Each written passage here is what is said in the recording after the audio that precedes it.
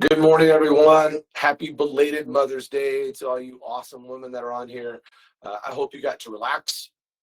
Hope you did something fun. I hope you were spoiled.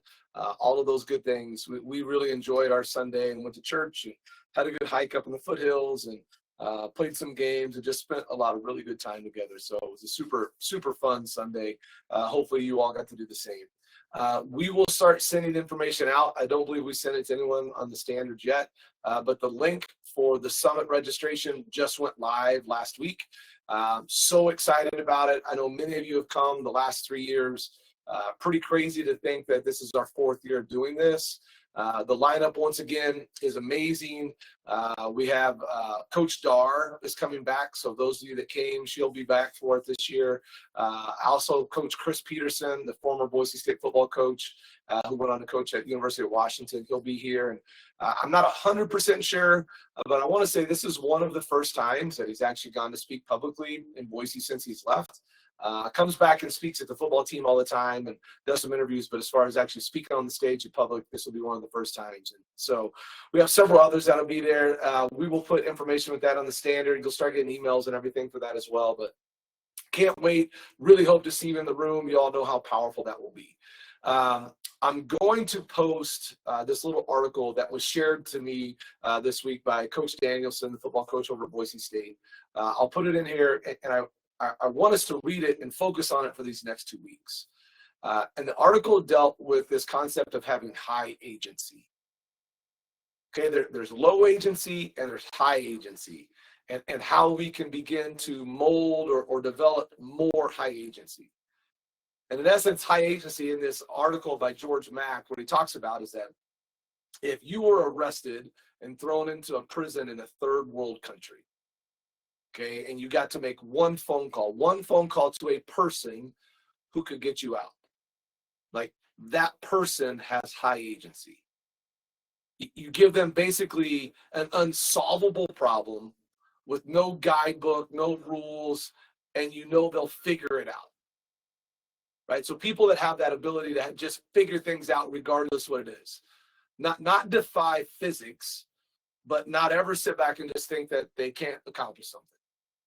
Like the Wright brothers and the ability to create something that could fly. In this article, it's pretty interesting. They post a little picture of a newspaper article, and it was like a week or so before the Kitty Hawk, when the Wright brothers flew for the very first time. It was like 1 week before that. The article says that humans will not fly for 1 to 10 million years. And then the next week, Kitty Hawk flew for a minute or whatever.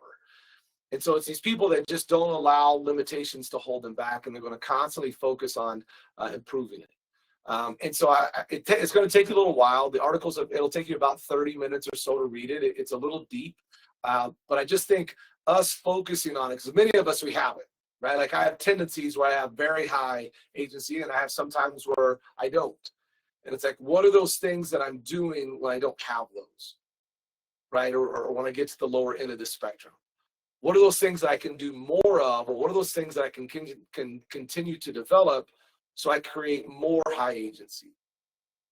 So that I could become the friend that somebody calls at 3 o'clock in the morning when you're arrested in some third world jail, because you know I'll figure it out.